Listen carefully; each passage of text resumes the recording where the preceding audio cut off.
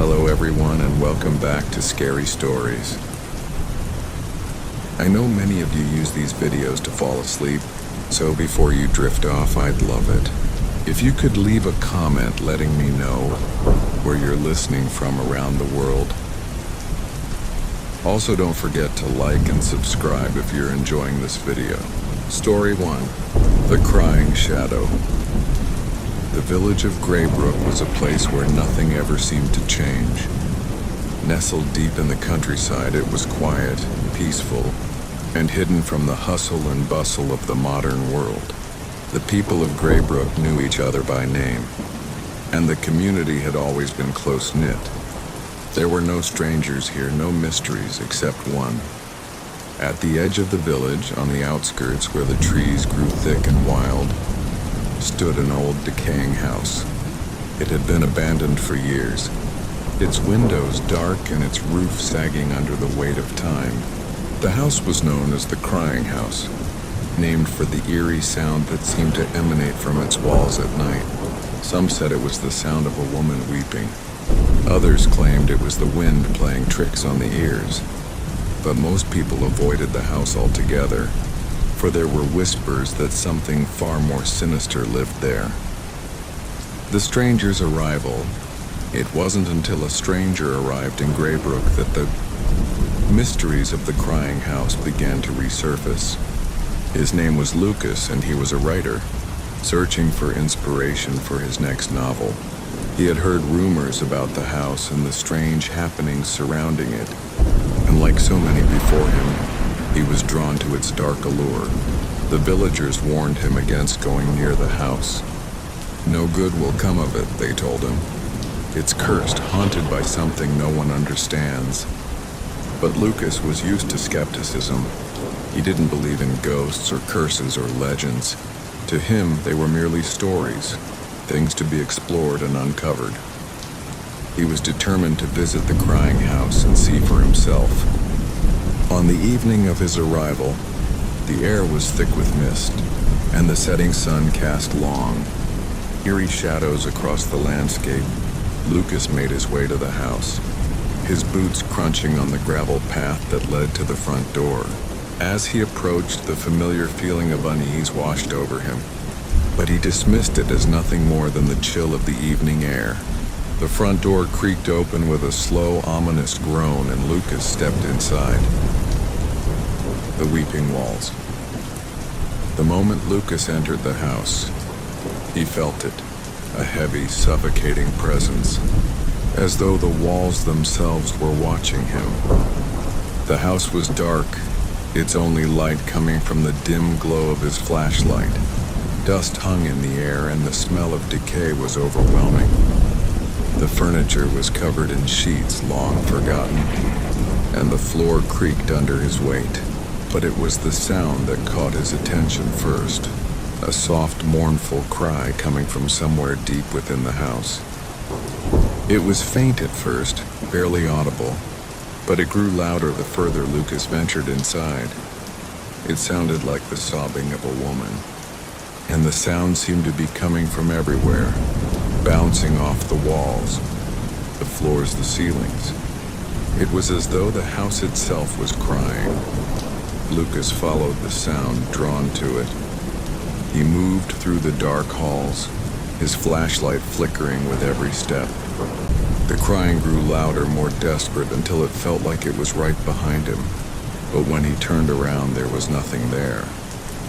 He continued on, his heart racing now. The crying was so close, and yet he couldn't see where it was coming from. It was as if the house was alive, its very walls weeping with sorrow and pain. At the end of the hall, he found a staircase leading down into the basement. The crying seemed to be coming from below. With a deep breath, Lucas descended the stairs. The face in the darkness. The basement was even darker than the rest of the house, the air thick with moisture and mildew.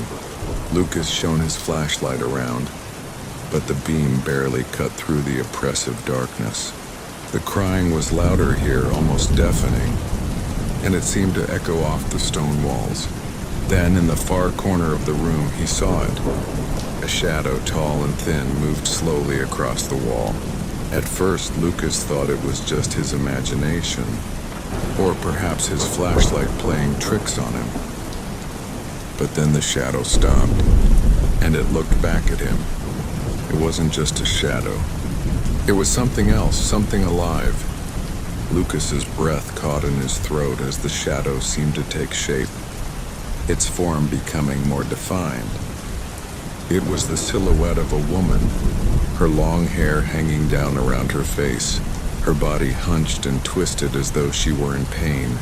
The crying stopped.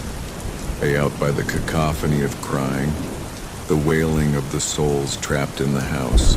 His body was dragged toward the darkness, his feet sliding across the cold stone floor, and then everything went quiet. The vanishing.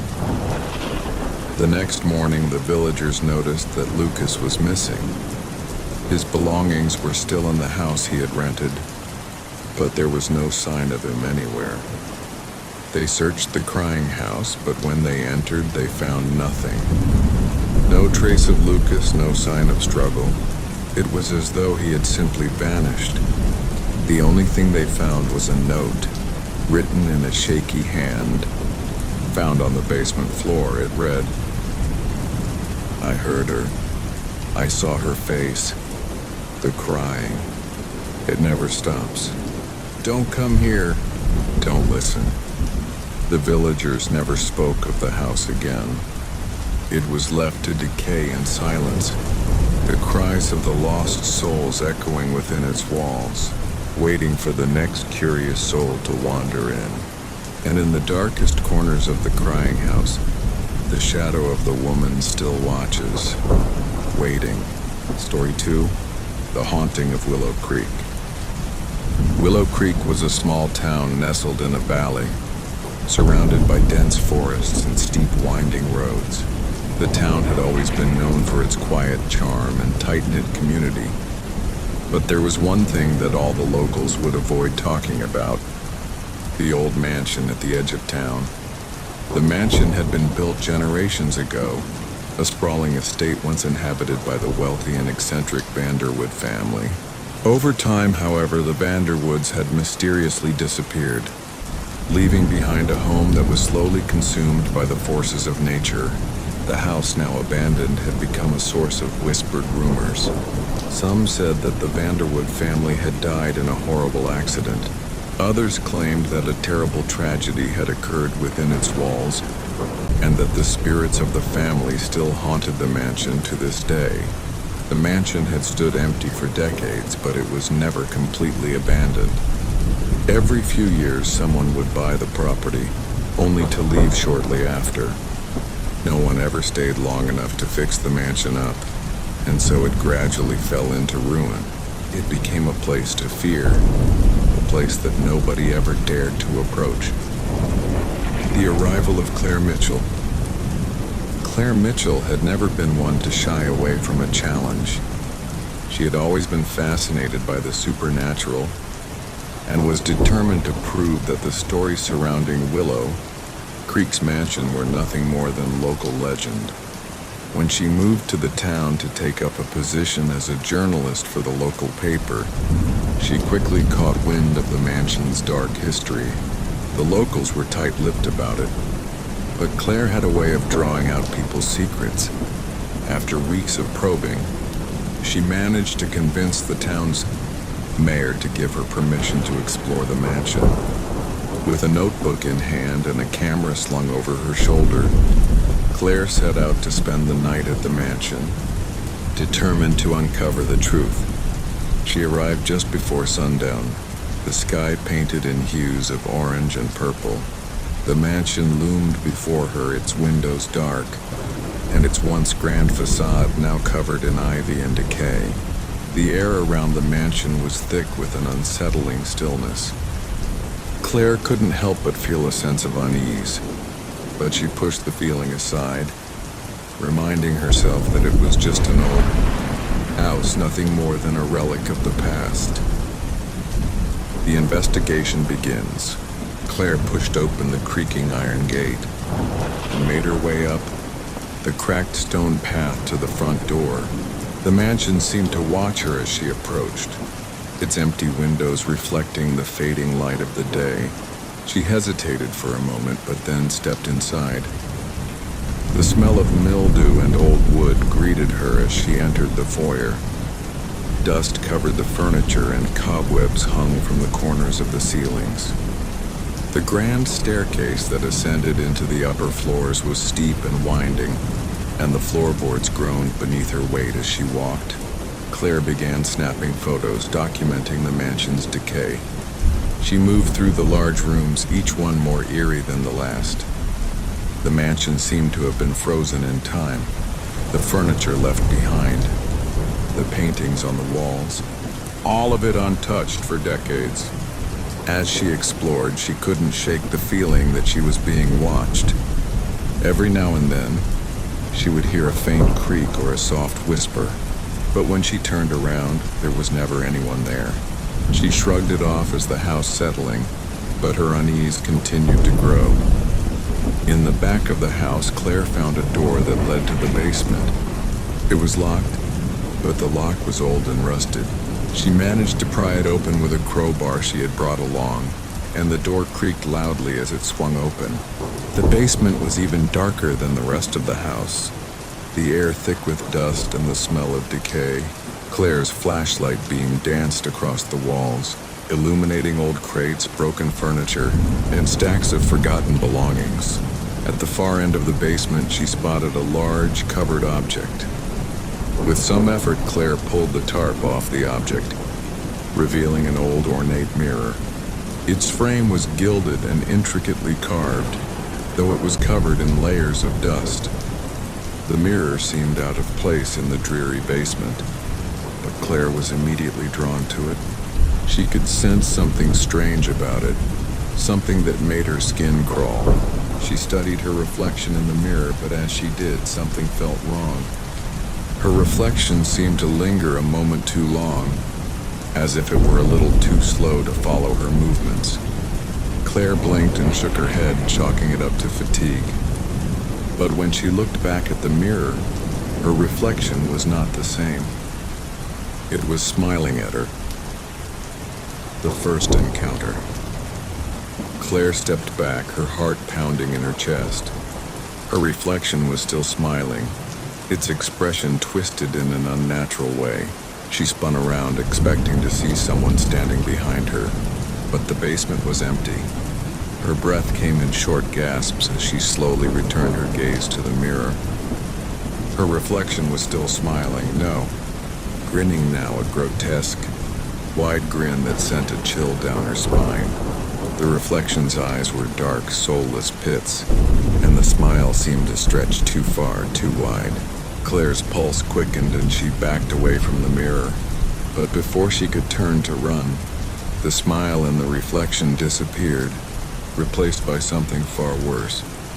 The figure in the mirror moved, stepping forward, its body contorting unnaturally as it reached out toward her. Claire screamed and stumbled backward, her foot catching on a loose floorboard. She fell to the ground, her flashlight rolling away and plunging the basement into darkness. Her breath hitched as she scrambled to stand. But the moment she regained her footing, she heard something, a soft, almost imperceptible whisper. It came from the mirror. "Come closer, Claire." The haunting unfolds. Claire ran from the basement, her heart racing in her chest. She raced up the stairs, her mind whirling. What had she just seen? Could it have been a trick of the light? But the whispers didn't stop. In every room she entered, the air grew colder. She could hear faint voices, a soft murmur that seemed to surround her, growing louder with each passing moment. She could feel the presence of something behind her, following her every step. And the mirror, she couldn't shake the image of it, of the figure that had moved toward her. Suddenly, a loud crash echoed from upstairs. Claire's eyes snapped toward the staircase, her body frozen in place. The crash was followed by an eerie silence, and then the sound of footsteps, slow, deliberate, and heavy. Claire's pulse raced as the footsteps grew louder, coming closer. She turned and ran, unable to stop herself. Her breath came in ragged gasps as she bolted out of the mansion and into the night. The final revelation. The townspeople were shocked when they found Claire the next morning, standing at the edge of the woods, trembling and unable to speak. She was taken to the local hospital, where doctors reported that she was in a state of shock, unable to remember much of what had happened during the night. But the mansion was quiet once again. No one ever spoke of it. The stories of the Vanderwood family's haunting grew louder, and the mansion was soon abandoned for good. It was said that whoever entered would be claimed by the spirits that dwelled within, trapped forever by the house. And so the mansion of Willow Creek remained, its dark secrets hidden from the world, waiting for the next curious soul to wander in. The whispers would always be there, calling to those who dared to listen. Story 3. The Watcher in the Walls. The town of Black Hollow was known for its eerie quietness. Nestled between dense forests and misty hills, it was a place where secrets were buried beneath the surface, and the air always seemed thick with unspoken words. Most outsiders, when they heard of Black Hollow, were put off by its somber reputation, but to those who lived there, it was simply home, a place where strange things happened, but they were just part of life. Among the townsfolk, there was one house that everyone avoided. It stood at the far edge of the village, its stone walls covered in creeping ivy and its windows dark and untouched. The house had been abandoned for as long as anyone could remember, and no one could say for sure who had lived there or why it had been left to decay. But what the townspeople did know was that it was not a place for the living. The arrival of Evelyn Harper. Evelyn Harper, a young woman with a restless spirit, arrived in Black Hollow one autumn evening. She was an artist, seeking inspiration for her next project, and the quiet, mysterious town seemed like the perfect place to escape the noise of the city. Evelyn had heard the rumors about the abandoned house, but to her, they were just stories, meant to keep children from wandering too far from home. She was not one to be easily spooked. She rented a small cottage on the outskirts of the village, a modest place with a view of the forest. It was peaceful, quiet, and she quickly settled into a routine. Every day, she would go on long walks through the woods, sketching the trees, the wildlife, and the occasional distant silhouette of the old house.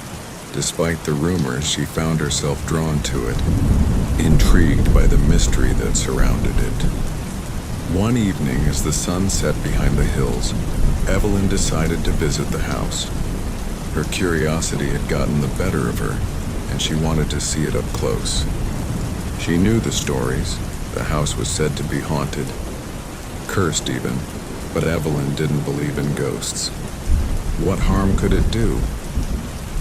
The descent into the house. As she approached the house, Evelyn felt a strange sensation creeping up her spine. The air around the house felt colder, and the shadows seemed to grow longer as the sun disappeared behind the trees. The front door, though old and weathered, stood slightly ajar as though inviting her inside. Evelyn hesitated for a moment, but then with a deep breath, she stepped inside.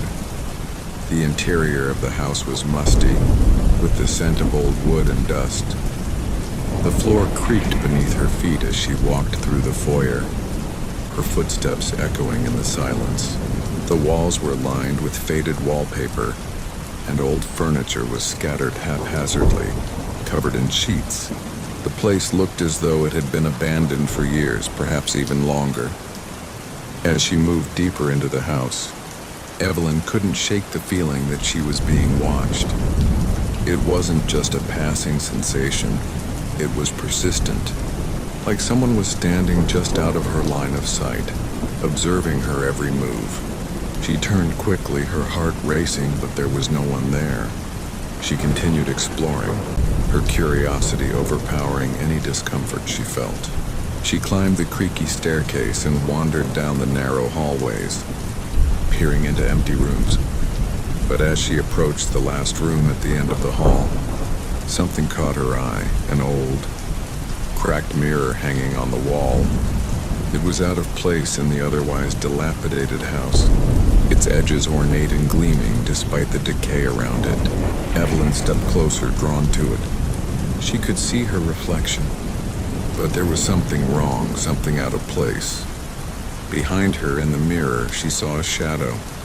It was faint at first, almost imperceptible, but as she stared longer, it grew clearer. A dark figure, tall and thin, standing in the doorway behind her.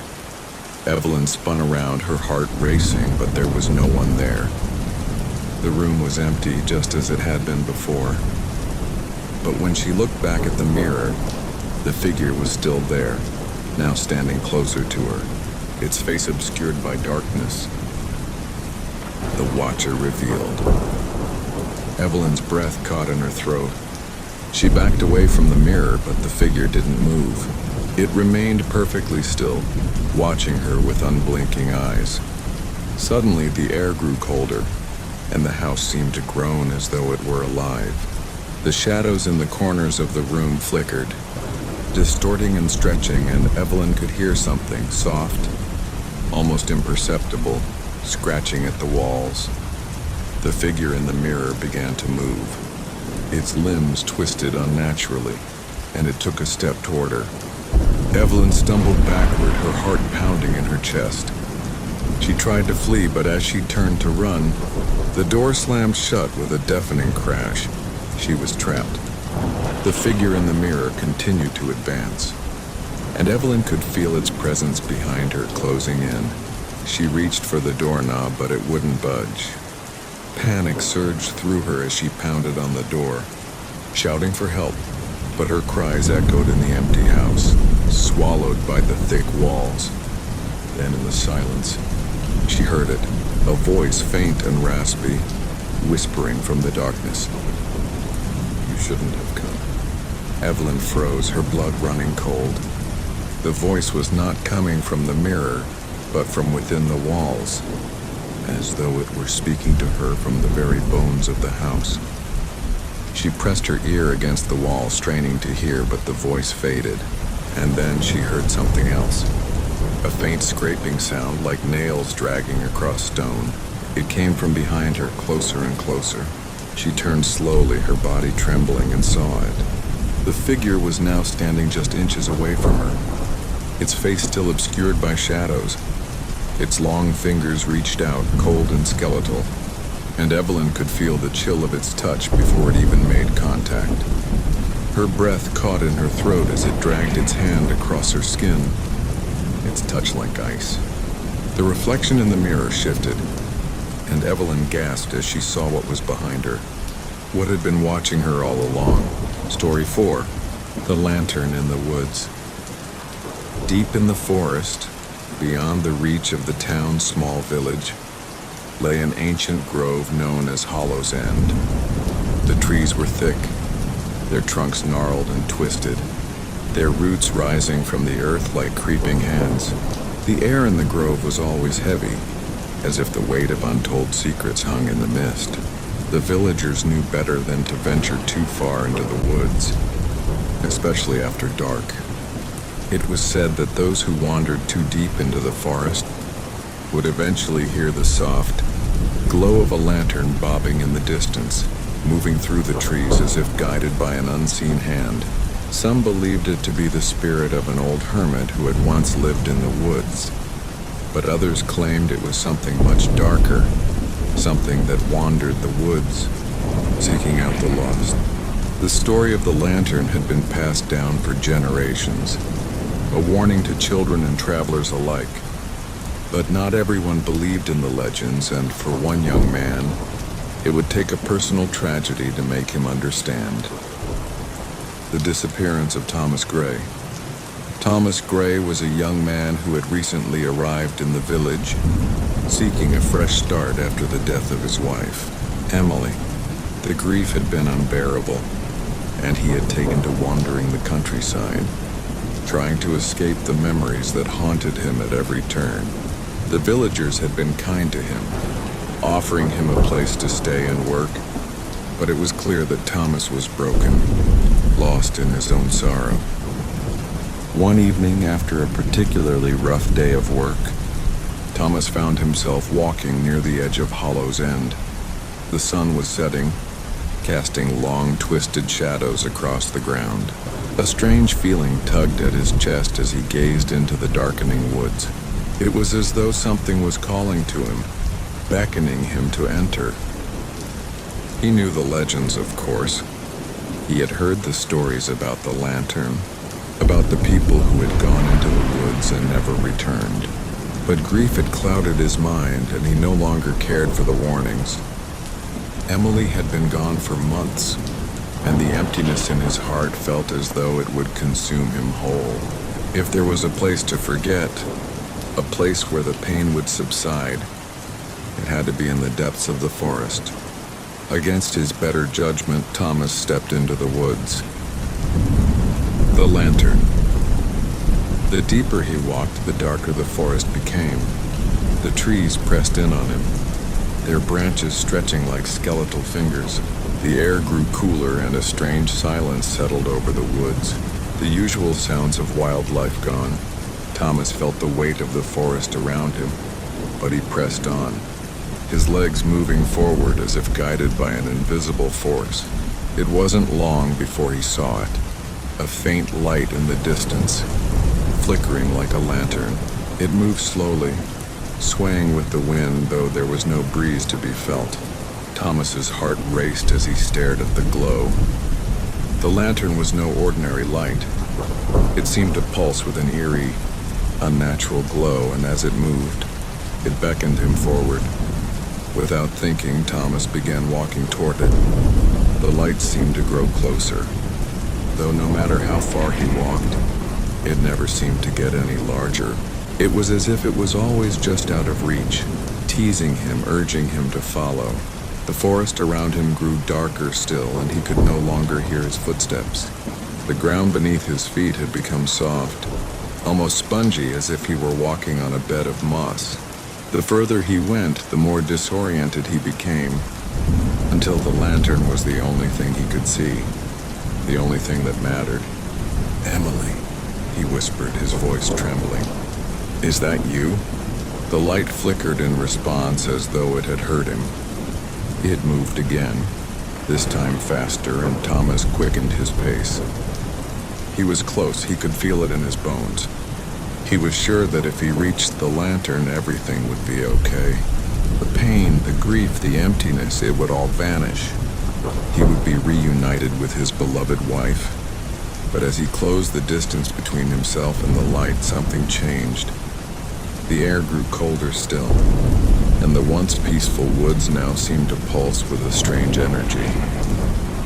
The lantern bobbed before him, but now there was a darkness in its glow, an unsettling presence that made his skin crawl. Ooh, the true nature of the lantern. Thomas reached out, his hand trembling as he drew closer to the lantern. But just as his fingers brushed against the light, the ground beneath him gave way. He fell forward, his body tumbling into the earth, and the lantern vanished from sight. The forest around him was suddenly silent again, and the darkness that had enveloped the woods seemed to close in on him. He tried to stand, but his legs were weak, and his body felt as though it had been drained of energy. When he looked up, he saw nothing. The lantern was gone, and there was no sign of the way he had come. Panic began to creep into his chest. He was lost, alone in the woods, with no idea of how to find his way back. He called out for help, but his voice was swallowed by the thick air. His heart pounded and his hands shook as he stumbled through the trees, trying to find any trace of the path that had led him in. As he wandered, the whispers began, soft at first, like the sound of wind rustling through leaves, but slowly growing louder. They seemed to come from all directions, surrounding him. "Emily," he whispered again, his voice breaking. "Where are you?" But the whispers were not kind. They grew harsher, their tone menacing, their words twisted. He could hear his name now, repeated over and over again as if they were mocking him. As he stumbled through the forest, the voices grew louder, more frantic, until they were a cacophony of sound in his head. In the distance, he saw a figure, a woman standing in the shadows of the trees.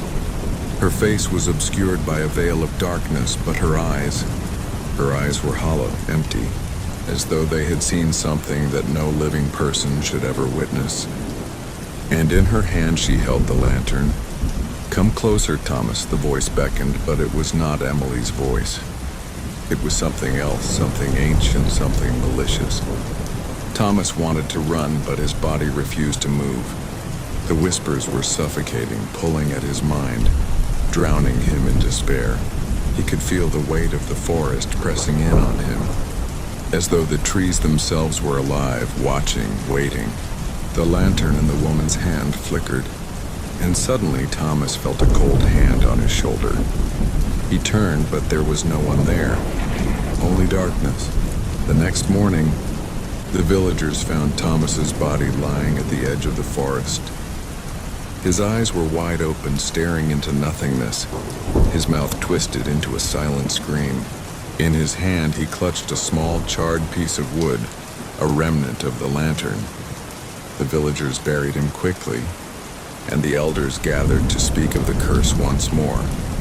It was said that the lantern in the woods was not a guide, but a trap, a lure for the souls of the lost, drawing them deeper into the forest until they were consumed by the darkness. The lantern was not meant to be followed, but to be avoided at all costs. From that day on, the villagers spoke of Thomas Gray as a cautionary tale. The woods remained untouched, and the lantern's glow was never seen again. But sometimes, when the moon is high and the mist rolls in, the lantern can be glimpsed once more, flickering in the distance, waiting for the next lost soul to wander too far.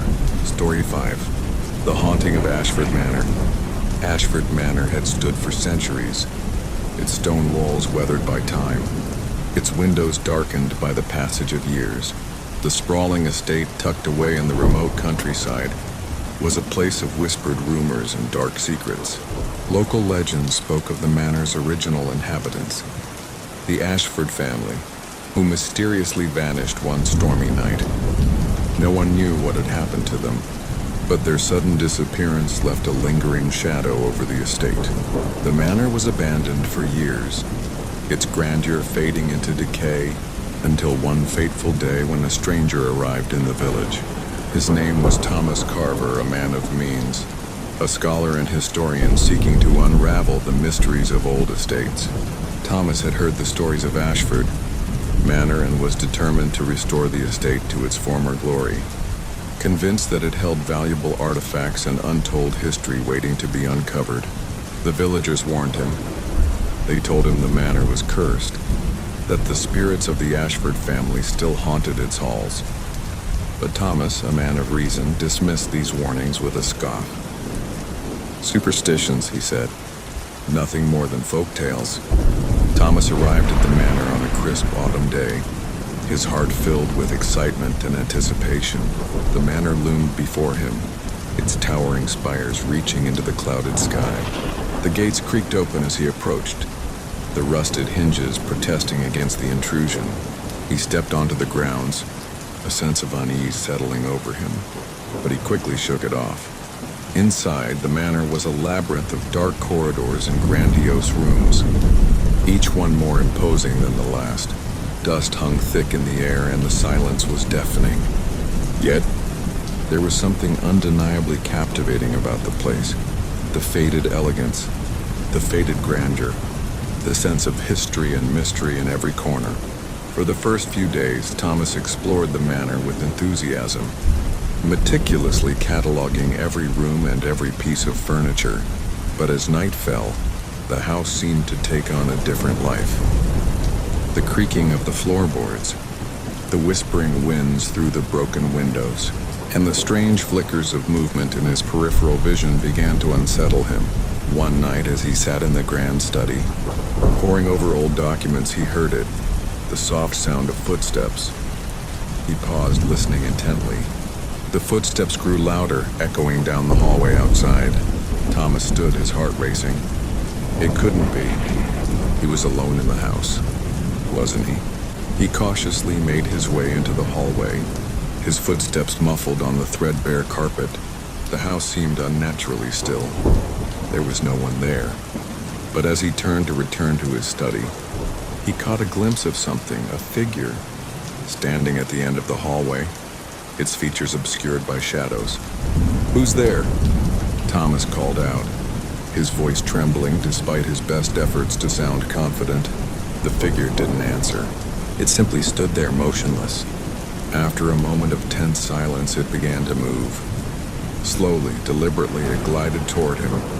Its movements unnatural, as though it were floating just above the ground. Thomas felt his breath catch in his throat. The figure was tall, draped in a long flowing robe, its face hidden in the folds of a hood.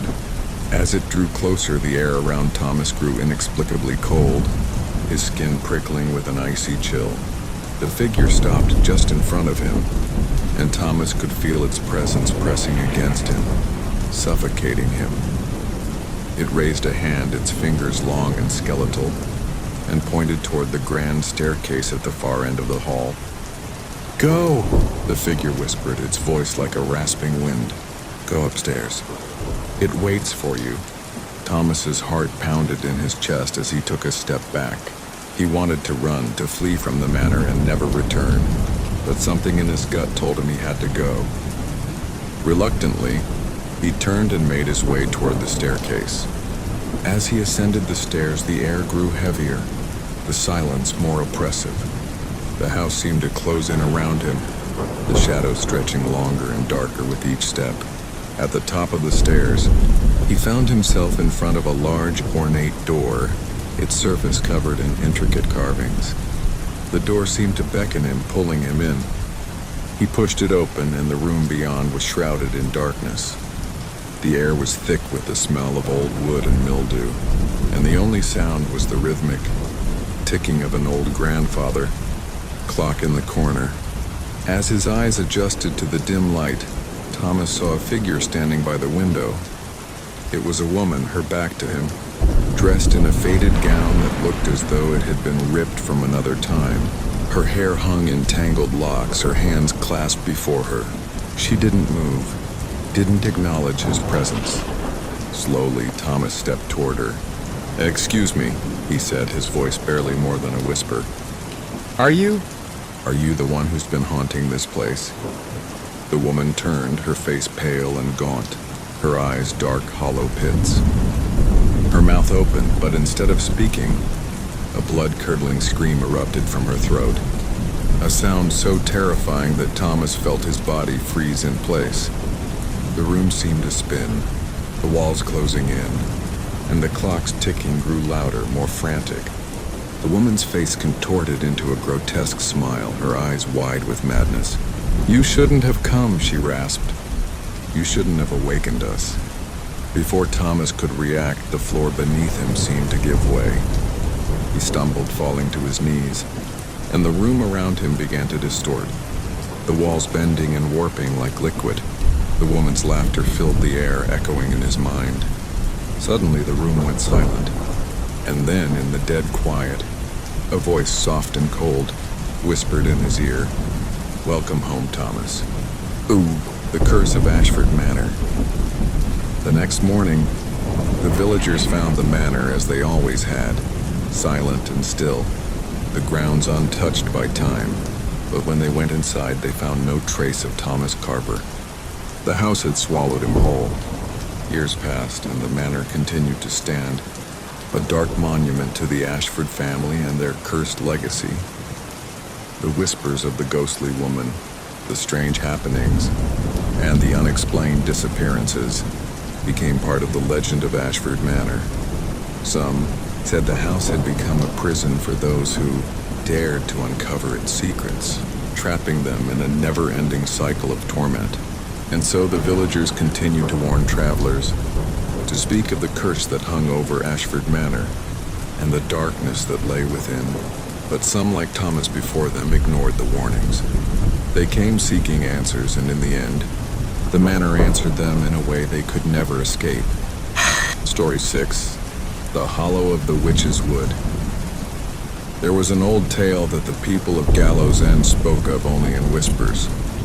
It was the story of the Witch's Wood, a dark forest that lay just beyond the town's borders. The trees there were twisted and gnarled, their bark blackened with age, and the air within the woods carried an unnatural chill. No one who entered the forest after dusk ever returned, and those who had ventured too deep into the trees came back, with wild eyes and broken minds. They spoke of something terrible watching them from the shadows. The legend told of a witch long dead, who had once made her home in the heart of the forest. It was said that she had been a powerful sorceress, capable of casting curses that could turn men into beasts and the living into the walking dead. When the villagers had finally grown tired of her cruelty, they had burned her alive, her screams echoing through the trees as the flames consumed her. But even in death, the witch's power lingered. Her spirit haunted the woods, feeding on the souls of any who ventured too deep. It was said that if you heard her whisper your name on the wind, you were already doomed. Ooh, the stranger in the woods. Mara had heard the stories all her life, but she had never believed them. She was a practical woman, a skeptic at heart, and the idea of witches and spirits seemed like nothing more than childish superstition. But when her brother, Elias, disappeared while hunting near the witch's wood, Mara's disbelief began to waver. Elias had always been a strong, independent man, and the idea of him simply vanishing into thin air was unfathomable. The search party scoured the woods for days, but they found nothing, no tracks, no signs of struggle, just the eerie stillness that seemed to swallow everything. It was as if the forest had devoured him whole. Mara was determined to find her brother, no matter the cost. She packed her bag with provisions, grabbed a map, and set off at dawn, determined to enter the witch's wood and uncover its dark secrets.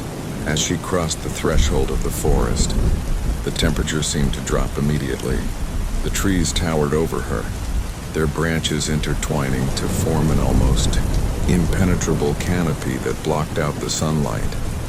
The air was thick with an oppressive quiet, broken only by the occasional rustle of leaves or the distant call of an unseen bird. Mara felt a shiver run down her spine, but she pressed forward. Her brother was out there somewhere, and she wasn't going to let fear stop her. The deeper she ventured, the more the forest seemed to close in around her. The trees grew taller, their trunks twisted and contorted in unnatural shapes. The ground beneath her feet was soft and spongy, as though it were absorbing her every step.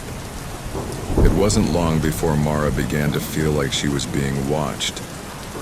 She heard faint sounds, whispers, almost indistinguishable, carried on the breeze. Her heart began to race, but she pushed the fear aside. It was just the wind. It had to be. After several hours of walking, Mara came to a clearing. At the center of the clearing stood an ancient stone well, its surface covered in moss and vines. The air around it seemed charged, as though the very earth had absorbed some dark, ancient energy. Mara hesitated for a moment, then approached the well. It was here, in this clearing, that Elias had last been seen. As she peered into the darkness of the well, she heard it, a voice, soft and lilting, just behind her. "Mara!" She spun around, her heart hammering in her chest. The clearing was empty. The voice had come from nowhere, yet it was unmistakable. It was the voice of her brother. "Elias?" she called out, her voice trembling. There was no answer, but the voice came again, more insistent this time. "Mara!" It was as if the forest itself was speaking to her, calling her name from the shadows. She stepped back from the well, her mind racing. She She had to find Elias. He needed her. But as she turned to leave the clearing, she saw him. Elias stood at the edge of the trees, his back to her. His clothes were tattered, his hair matted with dirt, and his eyes were wide and wild. When he turned to face her, she gasped. His eyes were no longer the warm brown she remembered. They were black, empty and hollow like the void. "Mara," Elias whispered, his voice distant and hollow. "You shouldn't have come." He reached out to her, his fingers twitching unnaturally. She took a step back, fear gripping her heart. This wasn't her brother. It couldn't be. Elias had been consumed by the forest, just like so many others before him. You've been changed," Mara stammered, her voice barely above a whisper. "What happened to you?" Elias' lips curled into a twisted smile. "The witch? She's here. She's always watching. She sees everything." Mara's mind raced as the words sunk in. The witch's curse was real. Her brother had become one of the forest's victims. Another soul, trapped in its dark embrace. Before she could react, Elias lunged at her, his long fingers grasping for her throat. Mara dodged just in time, stumbling backward and falling to the ground. She scrambled to her feet, panic flooding her body. She couldn't outrun him. The forest was too vast, too treacherous. But then, from the shadows of the trees, she heard a voice, soft, sweet, and almost soothing. "Come to me, Mara." The voice beckoned her toward the center of the forest. She knew without a doubt it was the witch, her spirit calling from the depths of the woods. Mara hesitated only for a moment before making a choice. She didn't know if she would survive, but she couldn't leave her brother in the forest like this, not after everything they had been through. With trembling hands, she stepped forward, the darkness swallowing her whole. The end of the path. Days passed, and the town of Gallows End grew restless. The search parties had returned, empty-handed. Elias and Mara were gone, lost to the cursed woods. The villagers spoke in hushed tones, their fears confirmed once more. The witch's wood had claimed 2 more souls. But deep in the forest, the witch's laughter echoed through the trees, and the air grew colder still. The hollow whispers, now filled with malice, carried the names of those who dared to enter her domain. And somewhere in the shadows, Elias and Mara wandered forever, their fates sealed by the darkness of the woods. Story 7. The town of Ravenwood was a quiet place, nestled deep in the mountains and surrounded by a dense forest that locals called the Devil's Vale. The forest had earned its name over centuries of whispers and superstitions, passed down through generations. People spoke of strange lights, eerie sounds, and a suffocating sense of being watched if you ventured too far into the trees. But the most unsettling tale of all was the one about the Hollow Man. It was said he was neither alive nor dead, a creature that roamed the forest and preyed upon those foolish enough to enter after dark. Stories varied about what he looked like. Some said he was a shadow. Others claimed he was a twisted figure with hollow eyes and no face. But they all agreed on one thing. If you heard him whisper your name, it was already too late. Emily hadn't planned to spend the weekend in Ravenwood. She was just passing through on her way to visit her sister in another state. But her car had broken down on the outskirts of town, and the mechanic told her it would take a couple of days to get the parts needed to fix it. She checked into the only motel in town, a dingy place that smelled faintly of mildew, and decided to make the best of her unexpected stay. The townsfolk were friendly enough, though they seemed wary of strangers. The diner was the only place to eat, and Emily spent her first evening there chatting with the waitress, an older woman named Marcy. "Not much to do around here," Marcy said as she refilled Emily's coffee. "But it's a quiet town, peaceful." Emily nodded, taking a sip. What's with the forest? Everyone seems to avoid talking about it. Marcy hesitated, glancing around as if to make sure no one was listening. She leaned in closer, her voice dropping to a whisper. You stay away from the Devil's Veil, honey. That place ain't right. Emily raised an eyebrow. You mean the Hollow Man? Marcy's face paled and she straightened up. You've heard about him? Just a few stories online, Emily said with a shrug. Urban legends and all that. Marcy shook her head. It's more than just stories. People disappear in those woods, and the ones who come back, well, they're never the same. Emily wanted to press her for more details, but Marcy walked away, clearly uneasy. That night, as Emily lay in bed at the motel, her curiosity gnawed at her. She had always been fascinated by urban legends and ghost stories. The idea of the Hollow Man intrigued her, even if she didn't believe in such things. By the next afternoon, her curiosity had won. Armed with her phone, a flashlight, and a sense of adventure, Emily decided to explore the edge of the Devil's Veil. She told herself she wouldn't go far, just enough to get a feel for the place and maybe snap a few photos.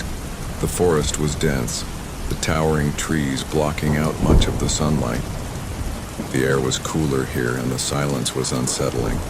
There were no birds, no rustling leaves, just an oppressive stillness that made her skin crawl. As she ventured deeper, she began to notice strange things. The trees seemed to twist unnaturally, their trunks gnarled and their branches clawing at the sky. Moss-covered stones jutted from the ground, some arranged in patterns that looked deliberate. Then there were the whispers. At first she thought it was the wind, but the sounds grew clearer, more distinct. They seemed to be coming from all around her, soft voices murmuring just out of reach. She couldn't make out the words, but the tone was urgent, almost pleading. Hello? She called out, her voice trembling. The whispers stopped. Emily stood frozen, her flashlight trembling in her hand. She told herself it was just her imagination, the power of suggestion playing tricks on her. But when she turned to head back, she saw it. A figure stood in the shadows just beyond the reach of her flashlight. It was tall and thin, its limbs unnaturally long. Its face was featureless, a blank expanse of pale skin that seemed to absorb the light. Her breath caught in her throat. Who are you? The figure didn't move, but she heard it. Her name, whispered so softly she almost thought she imagined it. Emily. She turned and ran, her heart pounding in her chest. The forest seemed to close in around her, the trees shifting and blocking her path. She tripped over roots and branches, the whispers growing louder, more insistent. Emily, don't go. She didn't stop until she burst out of the forest and onto the road. She gasped for air, her legs trembling so badly she could barely stand. When she reached the motel, she locked the door and didn't sleep that night. The whispers haunted her, echoing in her mind. The next morning, the mechanic called to say her car was ready. Emily didn't waste any time. She packed her things, paid her bill, and left without looking back. But as she drove out of Ravenwood, she glanced in her rearview mirror. For a split second, she thought she saw the figure standing at the edge of the forest, watching her leave. She told herself it was her imagination, a trick of the light. But the whispers followed her, soft and persistent, long after she left the town behind. And every night since, when she's alone in her apartment, she hears it again. Emily, Story 8. The shadows of hollow pines. Small towns often hold secrets, their histories buried beneath layers of folklore and silence. Hollow Pines was no exception. Nestled in a forgotten valley, it was a place outsiders seldom visited and locals rarely spoke of. Yet its name carried a weight that lingered, whispered among those who dared to remember. For in the heart of the village stood the Hollow Pines Sanatorium, a decaying monument to the tragedies of the past. The sanatorium, once a beacon of hope for the afflicted, became a place of dread during its final years. Built in the late 1800s, it had originally been a refuge for those suffering from tuberculosis. Patients came seeking the fresh mountain air and the promise of recovery. But as the years passed, whispers began to spread of strange occurrences within its walls. Staff members disappeared, patients were found in inexplicable states of terror, and the once bright corridors grew heavy with an unseen presence. By 1923, the facility was shut down, abandoned to the creeping vines and the rot of time. But the stories did not fade. Children dared one another to approach its gates, claiming to hear faint whispers and laughter in the dead of night. Adults, though skeptical, avoided the area, muttering about curses and restless spirits. The sanatorium became a place of avoidance, its shadow stretching across the lives of all who lived in Hollow Pines.